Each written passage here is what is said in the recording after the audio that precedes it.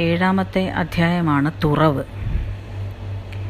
തമിഴിൽ തുറവ് എന്നാൽ സന്യാസം എന്നാണ് പൊതുവെ അർത്ഥമാക്കാറ്.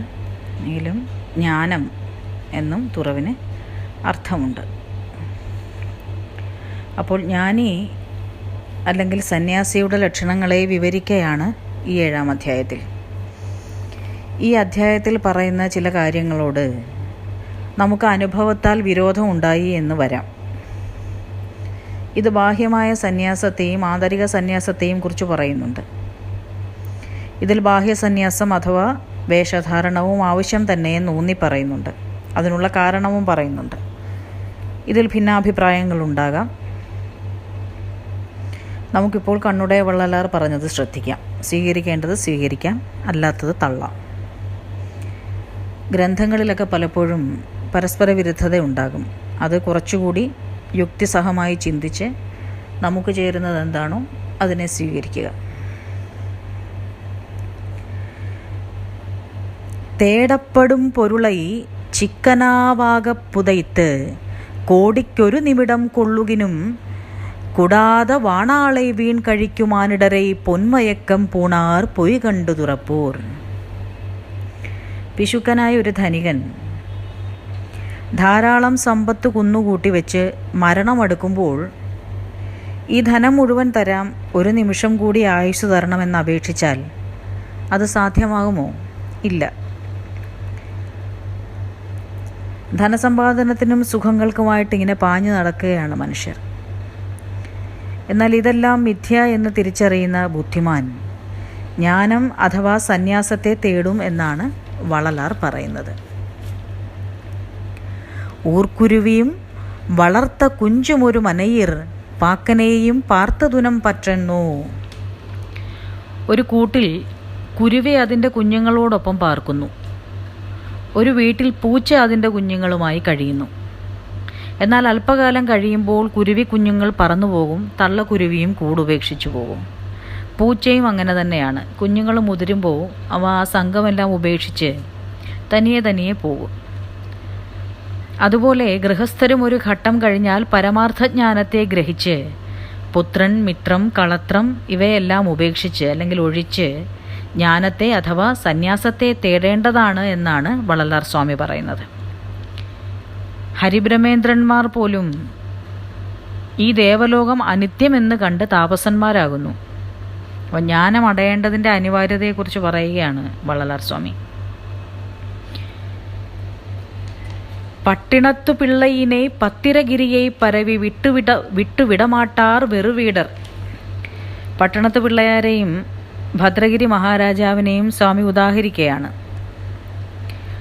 വലിയ ധനികനും അതിലാവണ്യവതിയായ പത്നിയുമൊക്കെ ഉണ്ടായിരുന്ന ആളായിരുന്നു പട്ടണത്ത് പിള്ളയാർ.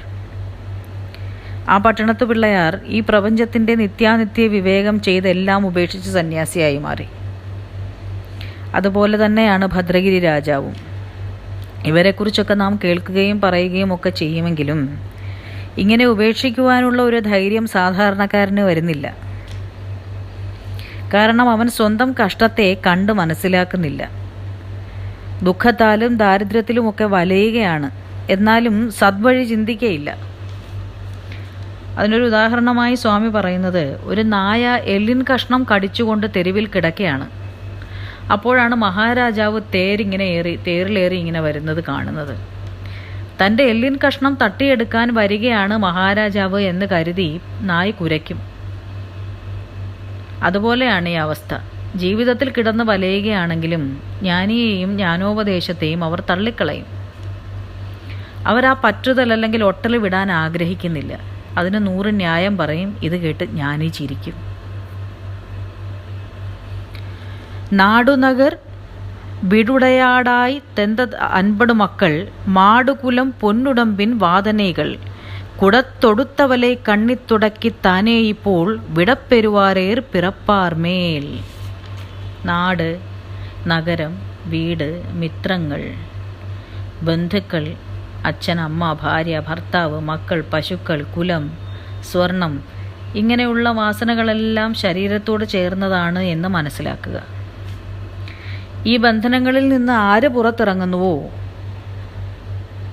ആ ചങ്ങല ആര് കഴറ്റുന്നുവോ, അവർ ജനിമൃതി ചക്രത്തിൽ നിന്നും മുക്തരായി സ്വനിലയെ പ്രാപിക്കും. തിന്നിൽ തിമിരിൽ വിടം പിടിത്ത് തീർത്തുവിടും പൊന്മൈ നിനയ്ക്കെ പൊറാത് കാൺ.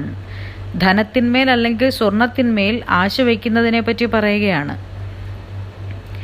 എടുത്തുചാട്ടം കൊണ്ട് വിഷം കഴിച്ച ഒരുവനെ മരുന്നോ മന്ത്രമോ കൊണ്ട് രക്ഷിക്കാൻ കഴിഞ്ഞേക്കാം. എന്നാൽ വിത്തത്തിൽ അഥവാ പൊന്നിൽ ആശ വരുത്തവനെ രക്ഷിക്ക കഠിനമാണ്.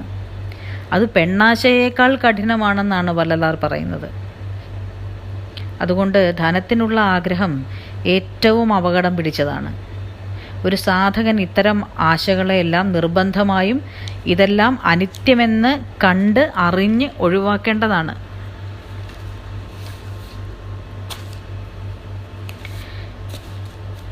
செல்வமிளமை உடம்பு போய் தேரென்று ചൊല്ലുവതൻ കാണാരോ ചുട്ടതുപോൽ. നമ്മുടെ യൗവനവും സൗന്ദര്യവും സമ്പത്തും ശരീരവുമെല്ലാം വെറും മിഥ്യയാണ്. അത് മരീചിക പോലെയാണ്. അത് നമുക്ക് അനുഭവിച്ചറിയാൻ കഴിയുന്നതാണ്.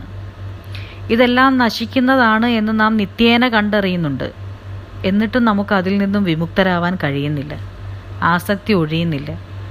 അതിൻ്റെ കാരണം ശരീരബദ്ധമായ വെറും മിഥ്യാഭിമാനമാണെന്ന് മനസ്സിലാക്കിക്കൊള്ളുക.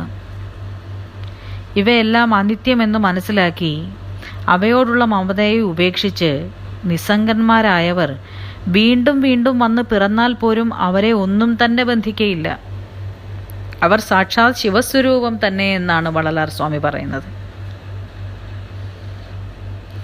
ആശയിനാൽ അർപ്പസുഖമായഴിന്താർ പേരിൻപം ആശയിൻ പോക്കെன்றറിയാലാകാതോ. ഓരോന്നിലും ആശ വെച്ച് ആശിച്ചതൊക്കെ നേടി അല്പസമയം സുഖിക്കുന്നവർ അതേ ആശയാൽ തന്നെ ദുഃഖിതരായും ഭവിക്കുന്നു. ആശകളെല്ലാം ഒടുങ്ങിയാലേ പരമാനന്ദപ്രാപ്തി ഉണ്ടാകുകയുള്ളൂ. ഒരു മുളന്തണ്ടിൽ നെയ്യ് ശേഖരിച്ചു വെച്ചാൽ ക്രമേണ ആ മുളയുടെ ദ്വാരങ്ങളെല്ലാം അടഞ്ഞ് അത് ഉപയോഗം ഇല്ലാതാവുന്നത് പോലെയാണ് ഭൗതിക സുഖങ്ങളിലുള്ള ആശയാൽ നിറഞ്ഞ മനസ്സ്. ആ മനസ്സിനെ ബാഹ്യമായ ആസക്തികളിൽ നിന്നും ബലമായി പിന്തിരിപ്പിച്ച് ആത്മാവിൽ ലയിപ്പിച്ചാൽ കാരണരഹിതമായ ദുഃഖരഹിതമായ പരമാനന്ദ പ്രാപ്തി ഉണ്ടാകും. സൂര്യോദയത്തിൽ ആദിത്യനെ പ്രാർത്ഥിക്കുന്നവർക്ക് അകത്തും പുറത്തും ഒരു പ്രകാശം നിറയുന്നത് പോലെ തീവ്രപക്വൻ്റെ ഉള്ളിൽ വിരക്തിയുടെ പ്രകാശം ഇങ്ങനെ നിറഞ്ഞു നിൽക്കും. തൻ്റെ പ്രിയതമൻ്റെ വിരഹം താങ്ങാതെ ഭാര്യ ആ ചിതയിൽ ചാടി പ്രാണത്യാഗം ചെയ്ത് തൻ്റെ പ്രിയനോട് ചേരും പോലെ തീവ്രവൈരാഗ്യത്താൽ പക്വൻ തൻ്റെ ജീവബോധത്തെ പരമാത്മബോധത്തിൽ ലയിപ്പിച്ച് മമതാരഹിതമായി ജീവിക്കുന്നു. ഇതുതന്നെയാണ് ഏറ്റവും ശ്രേഷ്ഠമായ തപസ് എന്നാണ് വള്ളലാർ സ്വാമി പറയുന്നത്.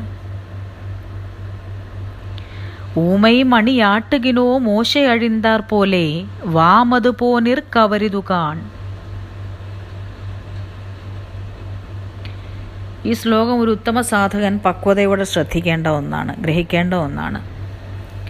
നാക്കില്ലാത്ത മണിയെ എത്ര കുലുക്കിയാലും അതിൽ നിന്നും ശബ്ദമുണ്ടാവുകയില്ല. അതുപോലെ ആയിരിക്കണം ഒരു തീവ്ര സാധകൻ. ലോകത്ത് എന്തൊക്കെ കോലാഹലം ഉണ്ടായാലും എന്തെല്ലാം വിഷയങ്ങൾ നമ്മെ തേടി വന്നാലും ഉദാസീനനായിരിക്കുക. ഇപ്പോൾ ഇവിടെ നാം ഒഴിവിലൊടുക്കം കേൾക്കുകയാണ്. കേൾക്കുന്നവരിൽ പലവിധ പക്വന്മാരുമുണ്ട്. അവരിൽ ഓരോരുത്തരും ഓരോന്നും അവരുടെ പക്വാനുസരണമാണ് സ്വീകരിക്കുന്നത്. അഭിപ്രായ വ്യത്യാസം ഉണ്ടാകും. തൻ്റെ യുക്തികൾക്ക് ചേർന്നതല്ലായിരിക്കും. പക്ഷേ അതിനെയൊക്കെ എൻ്റെ യുക്തിയോ ബുദ്ധിയോ അല്ല അടുത്തയാളിനുള്ളത് എന്ന് മനസ്സിലാക്കി തർക്കം, വിമർശനം, ചൂണ്ടിക്കാട്ടൽ ഇവയൊക്കെ ഒരു ഉത്തമ സാധകൻ ഉപേക്ഷിക്കേണ്ടതാണ്. നാം നമുക്ക് ആവശ്യമുള്ളത് എടുത്തിട്ട് ബാക്കി അവിടെ തന്നെ കളഞ്ഞ് നിസ്സംഗരായിരിക്കുക. ഒരു ഉത്തമ പക്വൻ തൻ്റെ ആശകളെയെല്ലാം ത്യജിച്ച് പരമാനന്ദത്തിലായിരിക്കുന്നു. അവരുടെ അറിവിനെയും ആനന്ദത്തെയും അളന്നറിയുക സാധ്യമല്ല. എന്നാൽ പക്വരല്ലാത്തവർ തൻ്റെ ജീവബോധത്തിലൂന്നി ശരീരബദ്ധമായ അഹന്തകൾ കൊണ്ട് പലതും കാട്ടും. അങ്ങനെയുള്ളവർക്ക് സ്വനിലയെ പ്രാപിക്കാൻ കുറച്ച് പ്രയാസമാണ്. ഒരാൾ നമ്മളോടൊരു കാര്യം പറഞ്ഞു. ഉടനെ അതിൽ കൂടുതൽ അറിയാവുന്നവനായ താൻ ഇത് ശരിയല്ല, ഇതങ്ങനെയല്ല, ഉടനെ മൈക്കെടുത്ത് വെച്ച് അതിനെതിരെ പ്രസംഗിക്കണം, അല്ലെങ്കിൽ ഫേസ്ബുക്കിൽ ഒരു വിമർശനം നടത്തണം. ഇതെല്ലാം നമ്മിലെ അപക്വൻ്റെ ലക്ഷണങ്ങളാണ്.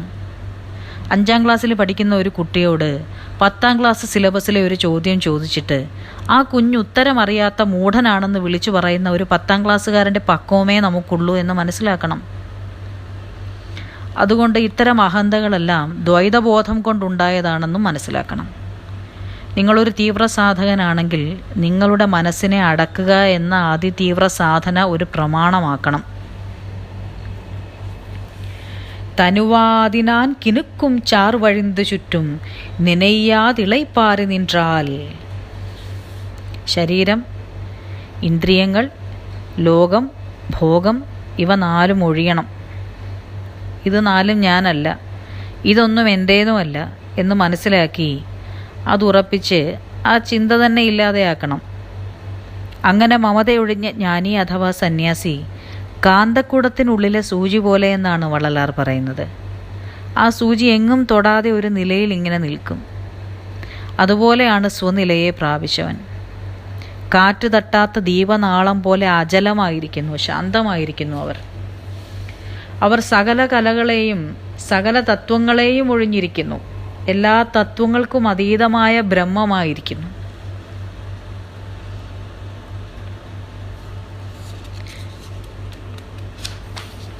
നായലകൈ നെയ് വിരുമ്പി നക്കുവത് നഞ്ചിട്ട പായസമും മെയ്പരിശം പാവേമിക. ഒരു നായ നെയ്യിനോടുള്ള കൊതി കാരണം വാൾത്തലയിൽ പുരണ്ടിരിക്കുന്ന നെയ്യ് കൂടി നക്കുവാൻ തയ്യാറാകും. പായസത്തോട് വലിയ കൊതിയുള്ളയാൾ നഞ്ചു ചേർത്ത പായസമാണെങ്കിലും അല്പം വിഷം ചേർത്ത പായസമാണെങ്കിലും അതെടുത്ത് ഭക്ഷിക്കാനുള്ള ഒരു ആഗ്രഹം അയാളിൽ വരും.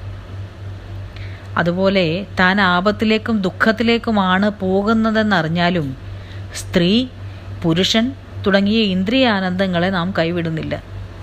ഈ ഇന്ദ്രിയാനുഭൂതികൾ നമ്മെ നശിപ്പിക്കുന്നതാണെന്നറിഞ്ഞാലും അതിൻ്റെ പിന്നാലെ പായും. ഒരു സാധകനായിരിക്കുന്ന കാലത്ത് അതീവ ശ്രദ്ധാലുവായിരിക്കണം. നമ്മുടെ സാധനയിൽ നിന്ന് നമ്മളെ പിന്നോട്ട് വലിക്കുന്നതായ കാര്യങ്ങളിൽ ഏർപ്പെടാതിരിക്കാനുള്ള മനഃപൂർവമായ ശ്രദ്ധ നമുക്കുണ്ടായിരിക്കണം. ഈ ഇന്ദ്രിയ അനുഭൂതികളെല്ലാം നമ്മെ നശിപ്പിക്കുന്നതാണെന്നറിഞ്ഞാലും അതിൻ്റെ പിന്നാലെ ഇങ്ങനെ പാഞ്ഞുകൊണ്ടേയിരിക്കും. ഒരു ചകോരം അതിൻ്റെ ശബ്ദം കൊണ്ടും, ആന സ്പർശനം കൊണ്ടും, ചിത്രശലഭം അതിൻ്റെ അഴകുകൊണ്ടും, മത്സ്യം അതിൻ്റെ സ്വാദുകൊണ്ടും, വണ്ട് പൂവിൻ്റെ ഗന്ധത്താലും സ്വയം നശിക്കുന്നു. ഇതുപോലെയാണ് മനുഷ്യൻ. ഇന്ദ്രിയ സുഖങ്ങളാൽ നശിക്കുന്നത് കണ്ടിട്ടും എന്തുകൊണ്ട് നീ ജ്ഞാനം അഥവാ സന്യാസം അടയുന്നില്ല എന്നാണ് വള്ളലാർ ചോദിക്കുന്നത്. നീ ഈ ലോകത്തിൻ്റെ ദുഃഖങ്ങളെല്ലാം വീക്ഷിക്കുന്നു. നീ ഓരോ കർമ്മങ്ങളുടെയും കർമ്മഫലങ്ങളെ കാണുന്നു. നമുക്ക് സംഭവിക്കുന്നതാണെങ്കിലും നമുക്ക് ചുറ്റുമുള്ളവർക്ക് സംഭവിക്കുന്നതാണെങ്കിലും എല്ലാം നാം കണ്ടുകൊണ്ടിരിക്കുകയാണെങ്കിൽ പോലും നാം അതിൽ നിന്നും മുക്തി നേടാനുള്ള വഴി ജ്ഞാനത്തെ അന്വേഷിക്കുന്നില്ല. അതെന്തുകൊണ്ട് എന്നാണ് വള്ളലാർ ചോദിക്കുന്നത്. ഇങ്ങനെ സംഘങ്ങൾ, കെട്ടുപാടുകൾ ഇവയെല്ലാം വർജിച്ച് തുറവ് അഥവാ ജ്ഞാനമടയേണ്ടതിൻ്റെ സന്യാസത്തിൻ്റെ പ്രാധാന്യത്തെക്കുറിച്ച് വള്ളലാർ സ്വാമി അനവധി ഉദാഹരണങ്ങളിലൂടെ ഈ അധ്യായത്തിൽ വിവരിക്കുന്നുണ്ട്.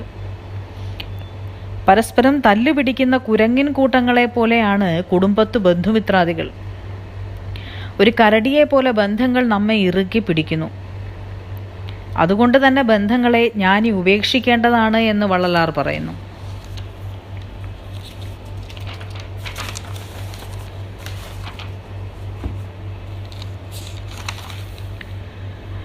തൻ്റെ കുടുംബത്തോട് പറയുകയാണ്, ഒരു വിരക്തി വന്ന ശേഷം ഒരാൾ തൻ്റെ കുടുംബത്തോട് പറയുകയാണ്, എനിക്ക് തീവ്ര വൈരാഗ്യം വന്നിരിക്കുകയാണ്, ഇനി ഇവിടെ തുടരുക സാധ്യമല്ല എന്ന് പറഞ്ഞാൽ എന്താ സംഭവിക്കുക?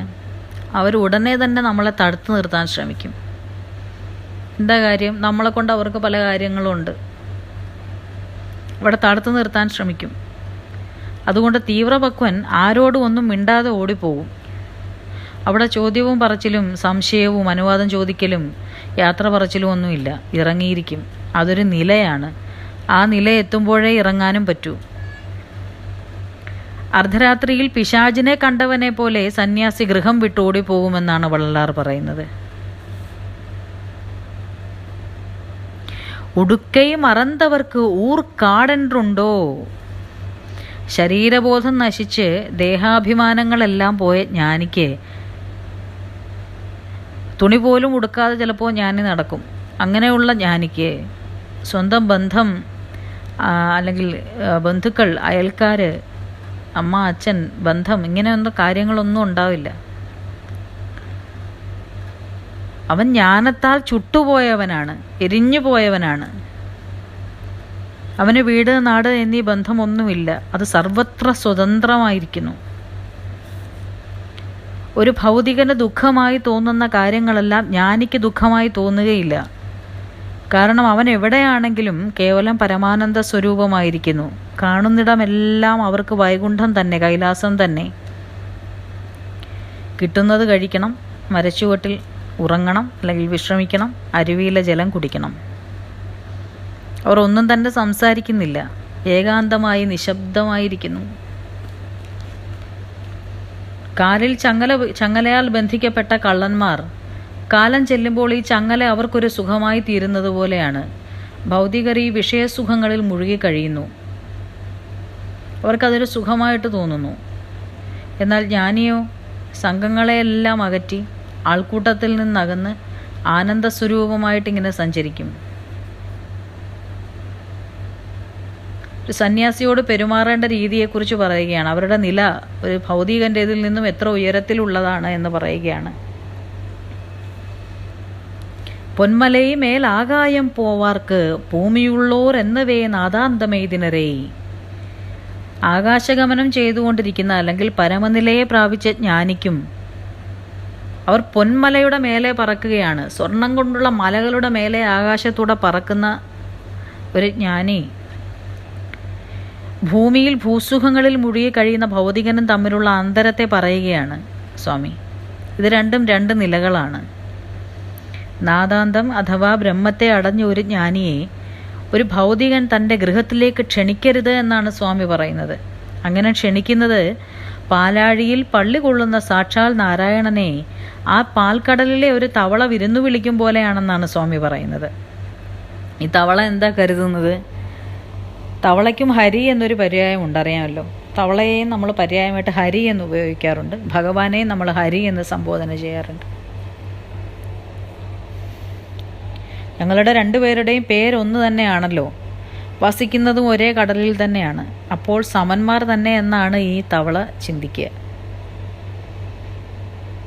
അത് ആ തവളയുടെ ഒരു ചിന്താശേഷിയാണ്, അതിൻ്റെ മനോനില അങ്ങനെയാണ്, അതത്രയേ ഉള്ളൂ. അപ്പോൾ ഒരു സന്യാസിയോട് അല്ലെങ്കിൽ ജ്ഞാനിയോട് പെരുമാറേണ്ട രീതിയെക്കുറിച്ചാണ് വള്ളലാർ സ്വാമി പറയുന്നത്. കുമ്പിട്ടും കീർത്തിത്തും കോടി ഉപചാരം വമ്പിട്ട ഭക്തിവലൈ വഴിയേ.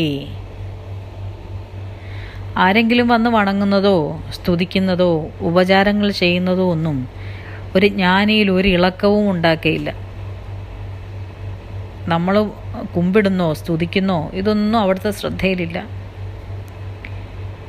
ഭക്ഷണം, വസ്ത്രം ഇത്യാദി വാസനകളൊന്നുമില്ലാത്ത മഹത്തുക്കളുടെ മുമ്പിൽ ഇവയെല്ലാം ധാരാളമായി വന്ന് നിറയുന്നത് എങ്ങനെയെന്നത് ആശ്ചര്യകരമായി തോന്നാം.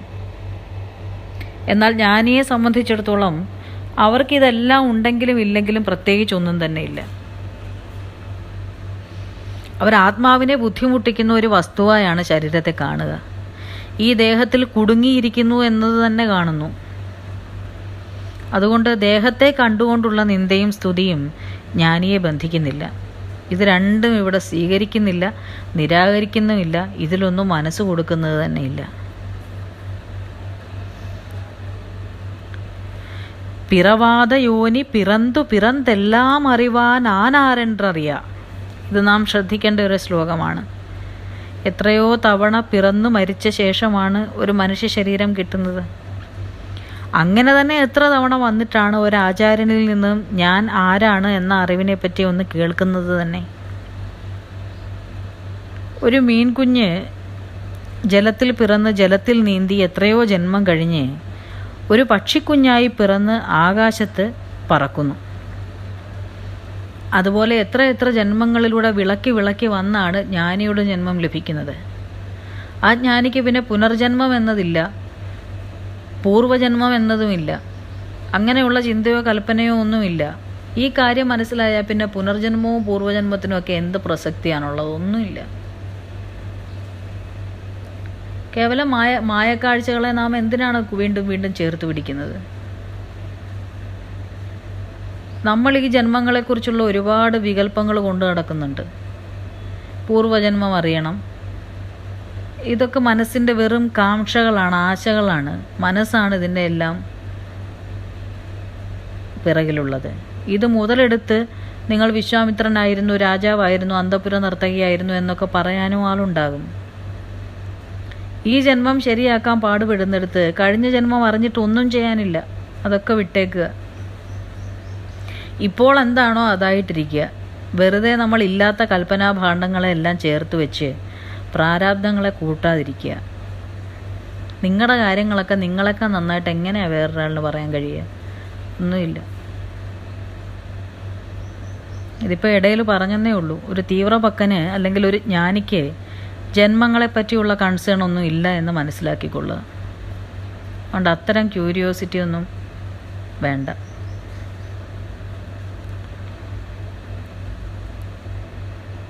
അരശർക്കുടമൈ അളവற்ற പേരൈ പെരുമയ്യാനാർ പോലെ പെട്ര.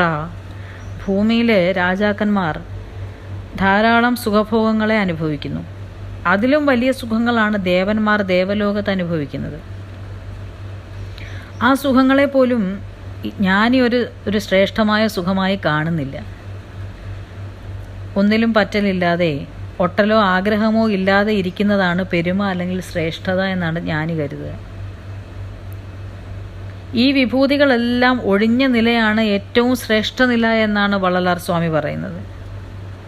നിങ്ങൾക്ക് സ്വർഗം മുന്നിൽ കൊണ്ടുവച്ച് തരാമെന്ന് പറഞ്ഞാൽ പോലും ഒരു ജ്ഞാനിക്ക് അതിനോട് ഒരു തരത്തിലും ഒരു കാംക്ഷയും തോന്നുകയില്ല.